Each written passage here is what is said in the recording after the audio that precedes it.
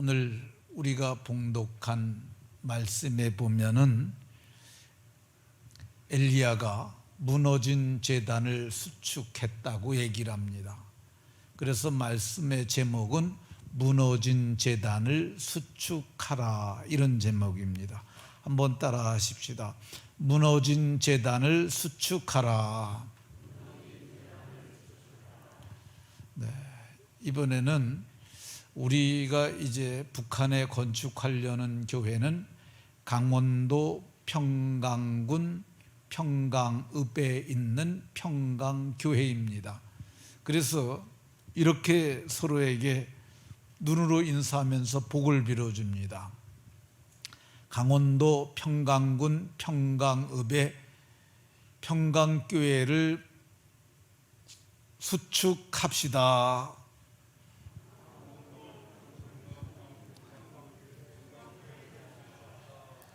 네, 강원도 평창군 아니고 평강군 평강읍. 다시 한번 제가 할 테니까 옆 사람과 서로 눈으로 보면서 의지를 다집니다.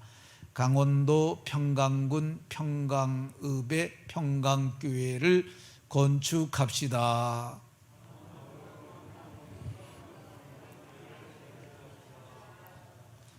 네, 저와 여러분들이 강원도 평강군 평강읍의 평강교회를 건축하는 복이 있기를 예수님 이름으로 축원합니다. 오늘은 이 유초등부부터 중고등부, 장년부가 함께 영상으로 예배를 합니다. 그러니까 평소보다 짧게, 그리고 알아듣기 쉽게 좀 말을 할 겁니다. 우리나라가 남북으로 나눠진 것처럼 이스라엘도 남북으로 나눠졌은 때가 있습니다. 남쪽을 유다라고 불렀고요, 북쪽을 북이스라엘 혹은 그냥 이스라엘 이렇게 불렀습니다. 북이스라엘에 아합이라고 하는 사람이 왕이 됐습니다. 이 아합이라고 하는 사람은 잘생긴 사람이었습니다. 사진 좀 띄워보세요. 네, 신체도 건장하고 목소리도 우렁차고 그리고 병장기도 잘 다루고 지략도 뛰어난, 그래서 이스라엘을 크게 하려고 애썼고 실제적으로 이스라엘의 중흥을 조금 가져왔던 그런 왕이었어요. 근데 이스라엘의 아합 왕이 다 훌륭한데 한 가지 없는 게 있었어요. 그게 뭐냐면 믿음이 없었어요. 하나님을 믿는 믿음이 없고 말씀을 따라 살려는 삶의 의지가 없었어요. 그러다 보니까 그는 자기가 좋은 대로 살았어요. 근데 왕이 됐는데 시돈이라고 하는 나라가 있었는데 거기에 옛바알이라고 하는 왕이 다스리고 있었어요. 근데 옛바알의 딸 이세벨이 미인이라는 얘기를 들었어요. 이세벨이 이게 후대의 작가들이 그린 거긴 하지만은 어떻게 좀 이쁜 것 같아요? 호찬이 보기에도 이뻐? 안 이뻐? 네, 예쁘긴 예쁜데 얼굴에 선함은 없어요. 근데 이 여자가 정말 선한 여자는 아니었어요. 더 띄워봐. 예, 이 여자가 선하지도 않고 이 여자는 악한 생각을 많이 했던 그런 여자예요. 근데 이 여자에게 청혼을 한 거야. 그랬더니 이 여자가 아마도 제안을 했던 것 같아요. 나는 여호와를 믿지 않아요. 나는 바알을 믿는 사람이에요. 나를 데려가려면 그걸 인정을 해줘야 돼요. 나는 가도 여호와를 믿지 않을 거고요, 갈 적에 바알의 제사장들도 데려갈 거고요, 그리고 나는 내가 짓고 싶은데 바알의 산당도 지을 것이고요, 그리고 거기서 제사도 할 거예요. 허락을 해준다면 결혼하겠다고 했어요. 근데 아합 왕은 믿음이 없으니까 아, 좋아요, 좋아요. 그렇게 하도록 해요. 그래 갖고 이세벨을 데리고 왔던 것을 볼 수가 있습니다. 근데 이 이세벨이 성경을 보면 무슨 짓을 했느냐 하면 아합을 꼬셨어요. 남편 아합을 꼬셔가지고 이 사람이 주의 제단을 헐게 만들었어요. 제단을 헐고, 요절 띄워보세요. 주의 제단을 헐고 칼로 주의 선지자들을 죽였어요. 근데 이세벨이 그런 거죠. 지금 이 하나님을 예배하는 산당이 있었는데 저기다가 우리 바알의 당을 만들자 그랬어요.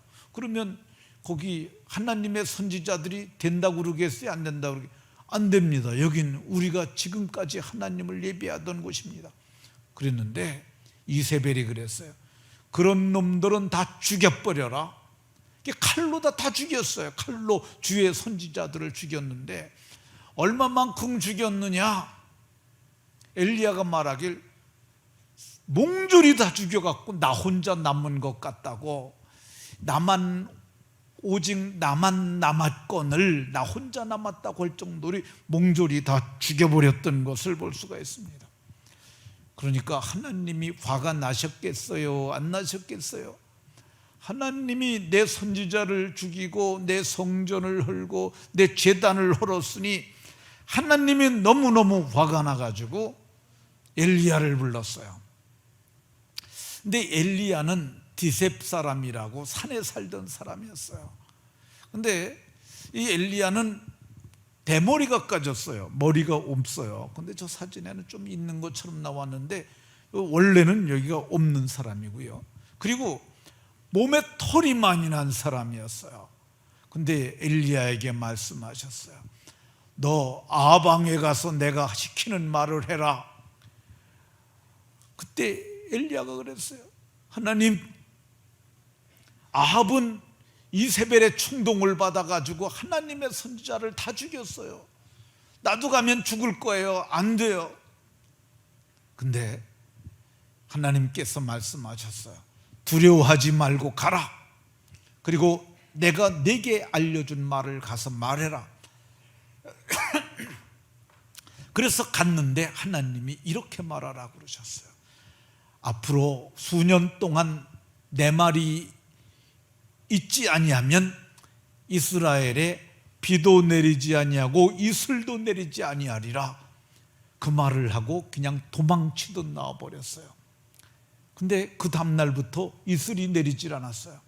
그 다음날부터 비도 내리지 않았어요. 근데 엘리야가 하나님, 내가 어디 가서 있어야 할까요? 그랬더니 너 그릿 시냇가에 가서 숨어 있으라고 말씀하셨어요. 그래서 시냇가에서 아침과 저녁에 까마귀가 물어다 주는 고기를 먹으면서, 떡을 먹으면서 거기서 그 시냇물을 마셨어요. 근데 한 달이 지나도 비가 오지 않았어요. 6개월이 지나도 비가 오지 않았어요. 1년이 지나도 비가 오지 않았어요. 1년 반이 지나니까 시냇물이 말라버리는 거야. 하나님, 마실 물이 없어요. 어떻게 해요? 그랬더니 하나님이 너 이제 시돈 땅으로 가라, 이렇게 말씀하셨어요. 하나님, 거긴 이세벨인의 고향이에요. 거기 가면 위험해요. 그랬더니 거기가 오히려 안전하다. 거기로 가게 되면 아들 하나 오고 사는 과부집이 있는데 그 과부가 뭐냐면 혼자 사는 여자예요. 아들하고 사는 그 집에 가가지고 너 그 집에서 이 기근이 끝날 때까지 있으라 그랬어요. 그래서 거기 가서 있는데 3년이 지났어요. 근데 3년 반이 지난 어느 날 하나님이 또 엘리야를 부르셨어요. 엘리야야, 너 아방에게 가서 내가 하는 말을 전해라. 하나님, 3년이 넘도록 비가 안 와갖고요, 아방이 화가 날 대로 나 있습니다. 나 가면 죽어요. 걱정하지 말고 가라.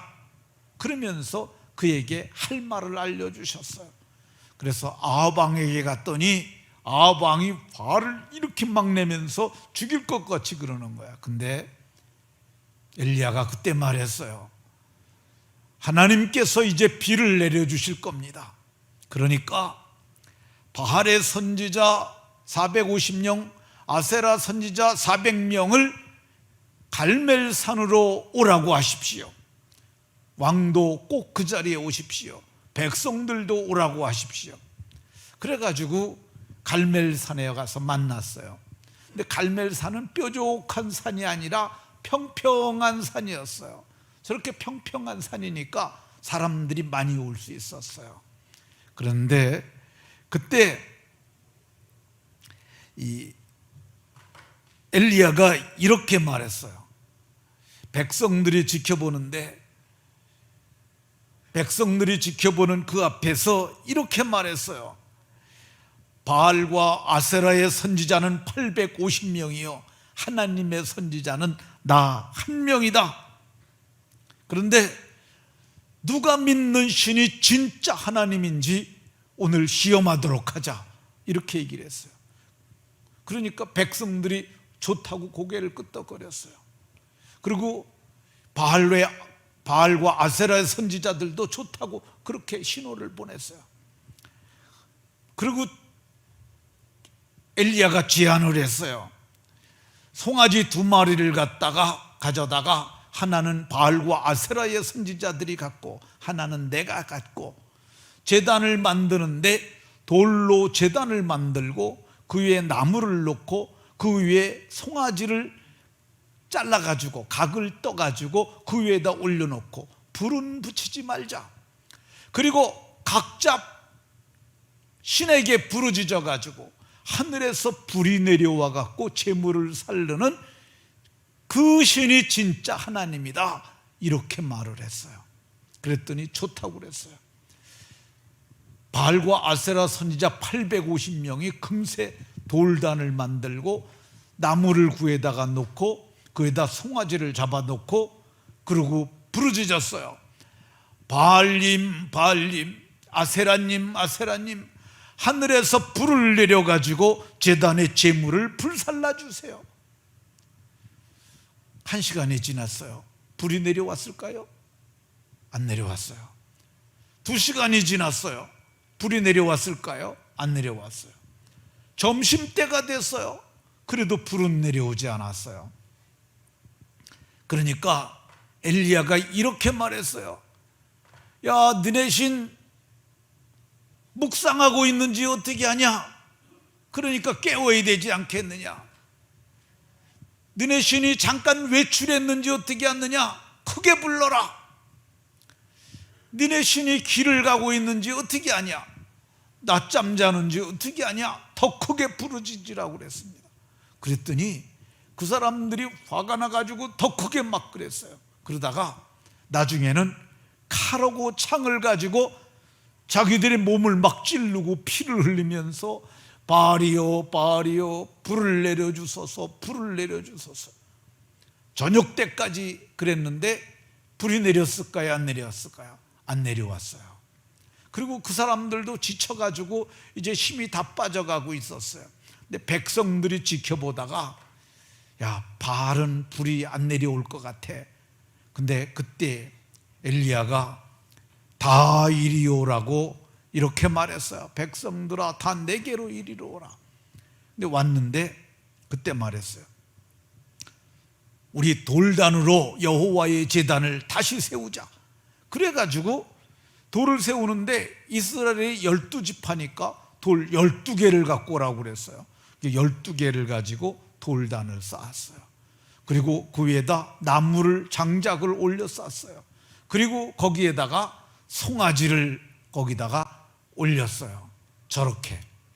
근데 엘리야가 또 말을 했어요. 기손 시내에 가서 물을 길어 오라고 그랬어요. 물 길러 간 사이에 제단으로 뺑뺑 돌라 도랑을 파라고 말했어요. 근데 물을 길어 오니까 재물에도 나무에도 물을 부라고 그랬어요. 그러니까 사람들이 물을 부려고 그러다가 아니, 물을 부면은 어떻게 불이 붙어요? 안 돼요. 근데 걱정하지 말고 물을 부으라.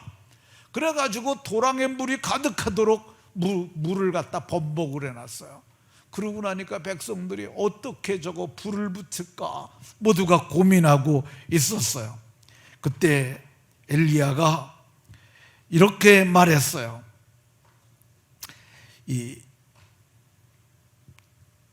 두 손을 높이 들고 하늘을 향하여 말하기를, 하나님이 이스라엘 백성들과 함께 하시는 것을 오늘 보여주십시오. 내가 하나님의 종이라는 것을 저들이 알게 해 주옵소서. 그리고 내가 이 일을 하는 것이 하나님께서 시켜서 하는 것을 저들이 알게 하여 주옵소서. 그리고 두 손을 들고 여호와여 내게 응답하소서, 여호와여 내게 응답하소서, 이렇게 부르짖었어요. 근데 무슨 일이 일어나느냐면 갑자기 천둥이 치고 내성이 일더니 하늘에서 그냥 불이 떨어졌어요. 불이 내려와 가지고, 그래가지고 번제물 송아지를 태우고, 그리고 돌도 흙도 다 타고 도랑에 물도 다 타버려 가지고 물도 다 없어지고, 그리고 하나님께서 그들의 제사를 흠양했던 것을 볼 수가 있습니다. 하나님이 그 제사를 받았어요. 그거를 보고 있던 백성들이 너무너무 놀라가지고 백성들이 보고 땅에 엎드려 버리고 말았어요. 야, 그러면서 여호와 그분은 진짜 하나님이시다, 여호와 그분은 진짜 하나님이시다, 우리가 진짜 이제부터는 하나님만 믿어야겠다고 그렇게 그 앞에서 고백을 했어요. 그 말을 듣고 있던 엘리야가 말했어요. 바알과 아세라 선지자가 저기 있지 않느냐, 저들이 도망가지 못하게 가서 다 잡도록 해라. 그래서 백성들이 가서 850명을 꼼짝도 못하게 잡았어요. 그리고 잡으니까 다 끌고 시냇가로 내려가자. 그래가지고 시냇가에 내려갔는데 엘리야가 칼로 목을 쳐가지고 850명을 다 죽였다고 이렇게 얘기를 하고 있습니다. 하나님께서 엘리야를 통하여 이기신 거야. 하나님이 엘리야를 통하여 진짜 하나님은 여호와 하나님 한 분이라는 걸 보여주신 거야. 하늘의 문을 여실 수 있는 분은 오직 유일하신 하나님 여호와 하나님 한 분뿐인 줄로 믿으시기 바랍니다.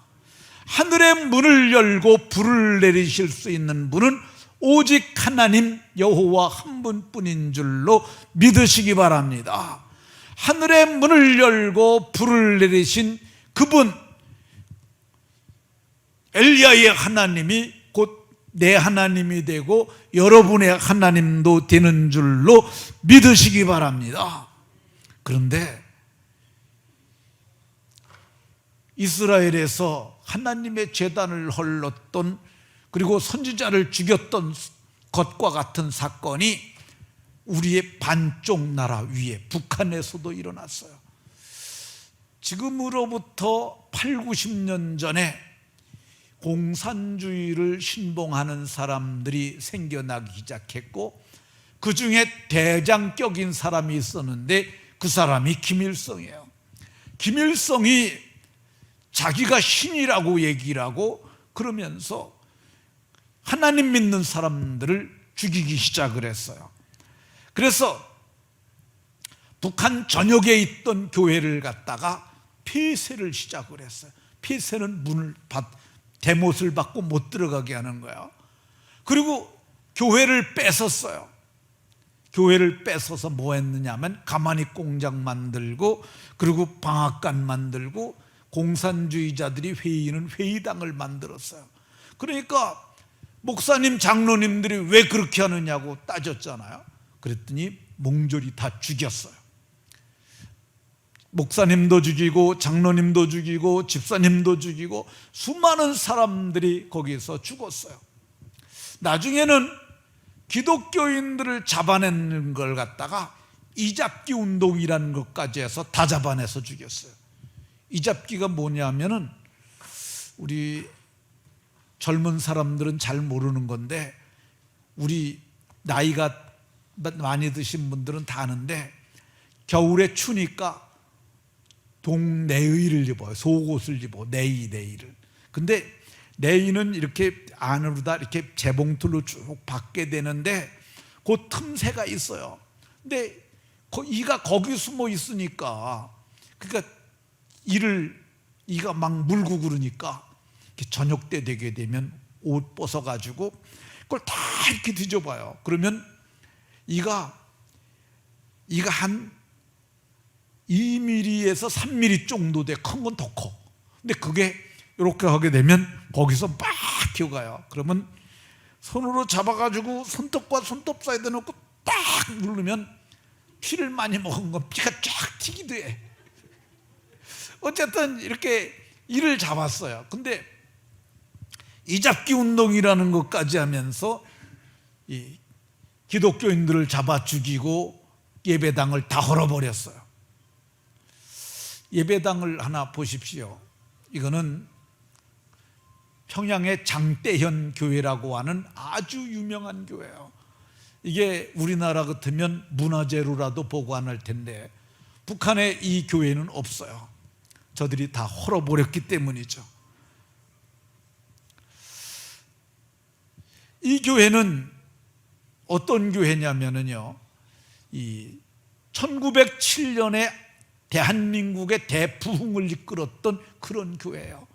길선주 장로님이 거기서 죄를 회개했더니 많은 사람들이 다 나와서 같이 회개를 했어요. 그때 사람들이 이렇게 표현을 했어요. 지옥이 뚜껑이 열린 것 같았다고. 그러면서 회개운동이 일어나고 수많은 사람들이 예수님을 믿기 시작을 했어요.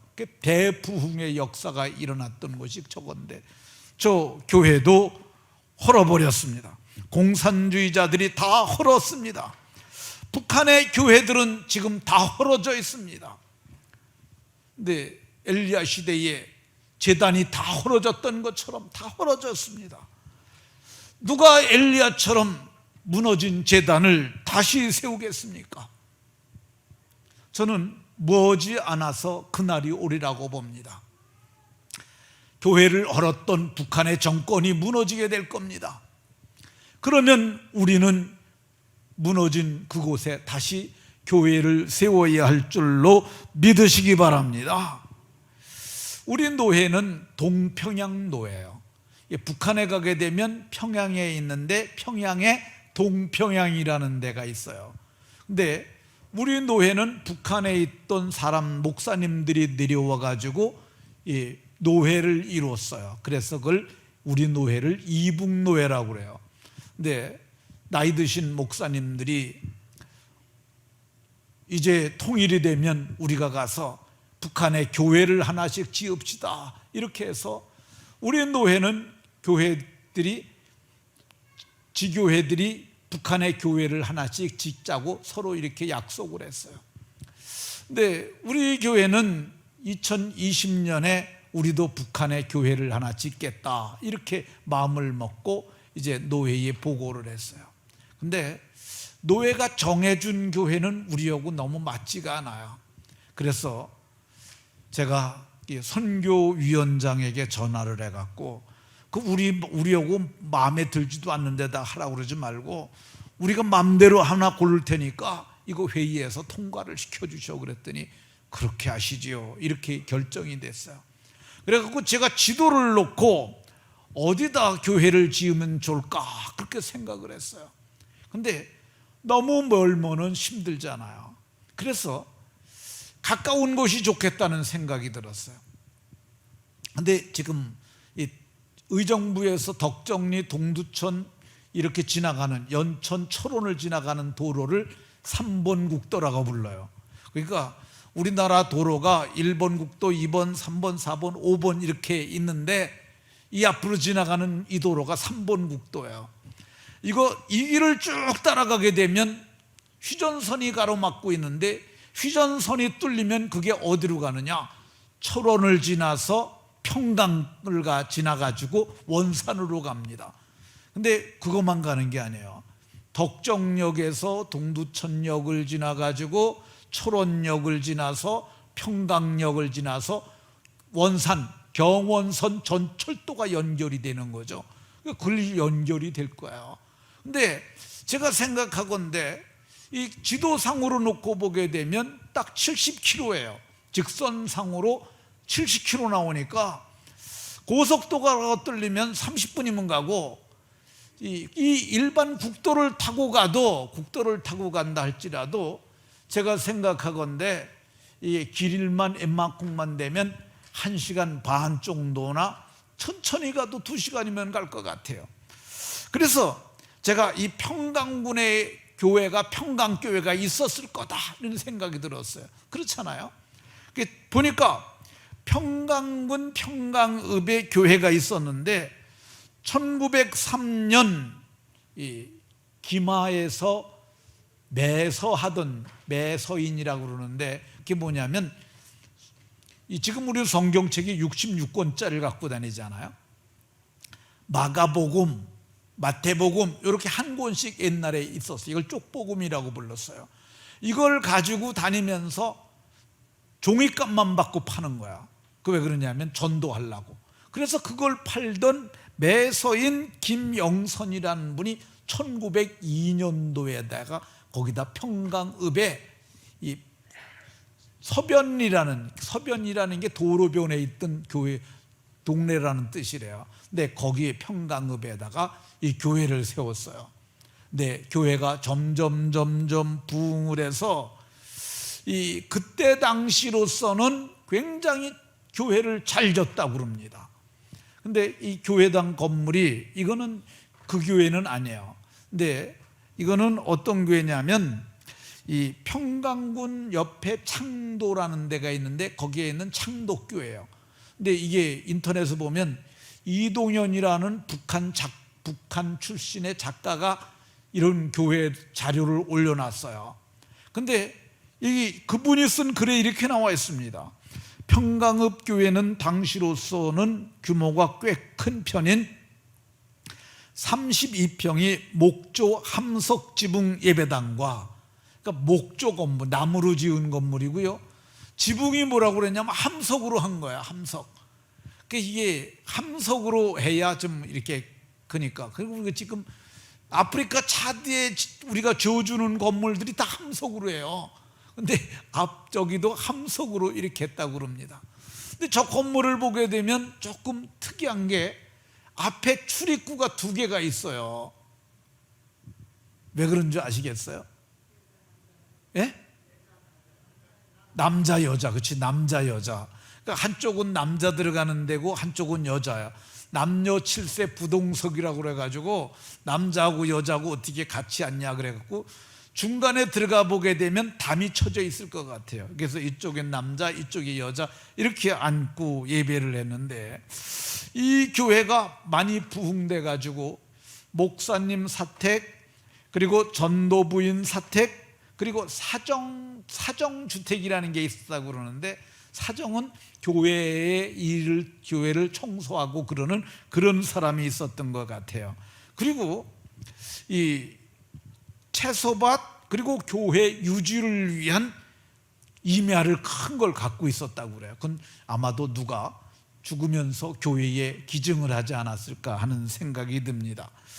어쨌든 우리가 그 교회를 수축하면 좋겠다, 무너졌으니 우리가 수축하면 좋겠다 하는 생각이 들어서 우리 당회원들에게 말씀드렸더니 당회원들이 다 좋다고 말씀하시고, 그리고 이름도 평강교회가 얼마나 좋냐, 그래갖고 평강교회를 우리가 수축하기로 이렇게 마음에 결정을 했고, 이제 이게 결정이 되면 노회에 보고해서 우리가 그리할 것입니다.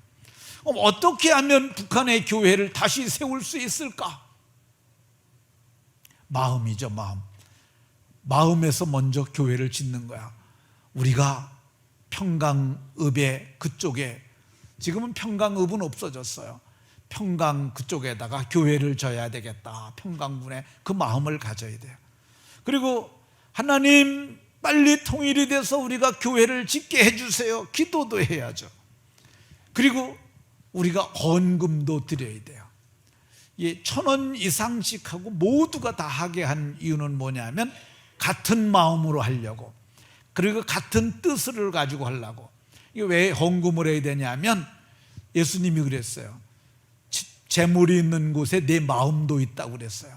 그러니까 우리가 헌금을 하면은 북한의 평강에 마음을 두게 되고, 그러면 머지않아서 우리가 건축하게 될 것입니다.